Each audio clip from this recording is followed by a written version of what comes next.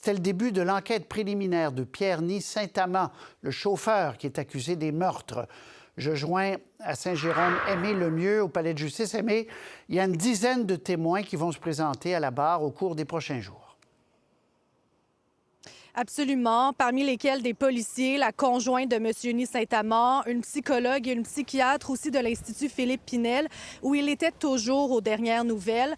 Alors, aujourd'hui, les gens se sont succédés assez rapidement. On a entendu 6 personnes sur les 13, alors presque la moitié, finalement, de ces témoins. Il y avait notamment un voisin, mais aussi des parents qui ont vécu assez directement ces événements du 8 février 2023. Il y a une ordonnance de non-publication qui est en vigueur, qui nous empêche de dire ce qui sera relaté dans la salle de cour cette semaine. Ordonnance de non-publication qui protège aussi l'identité des jeunes victimes. Et le travail, le mandat du juge François Landry de la Cour du Québec, ce n'est pas du tout déterminer la culpabilité de M. Ny Saint-Amand cette semaine. C'est plutôt de se pencher sur la preuve, de déterminer, d'indiquer si elle est valable, suffisante et si c'est légitime qu'il y ait un procès. Écoutons là-dessus la procureure de la Couronne, Maître Karine Dalphond.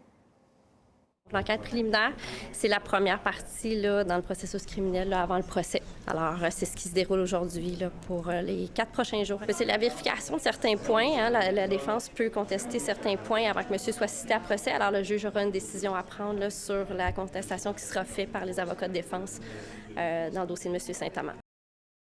Bon, depuis l'attaque, on n'a à peu près pas vu l'accusé. Il était présent en salle aujourd'hui. Il y était effectivement, Patrice. Il est arrivé menotté aux mains et aux pieds. D'ailleurs, son avocate a demandé à ce qu'on lui retire les menottes pour qu'il soit capable de prendre des notes pendant cette enquête préliminaire.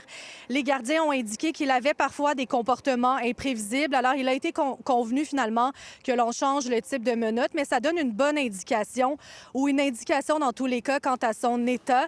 Parlons-en d'ailleurs de son état. Il est arrivé ce matin en ayant l'air calme, sérieux, concentré. Il avait l'air aussi sans émotion et le regard assez fixe. M. Ny Saint-Amand, rappelons-le, qui a désormais 52 ans, qui fait face à 9 chefs d'accusation, notamment 2 de meurtre prémédité. Alors, étape décisive qui s'est amorcée ce matin au palais de justice de Saint-Jérôme et ça se tient jusqu'à ce jeudi 28 mars, inclusivement. Merci, Aimé. Au revoir. Au revoir.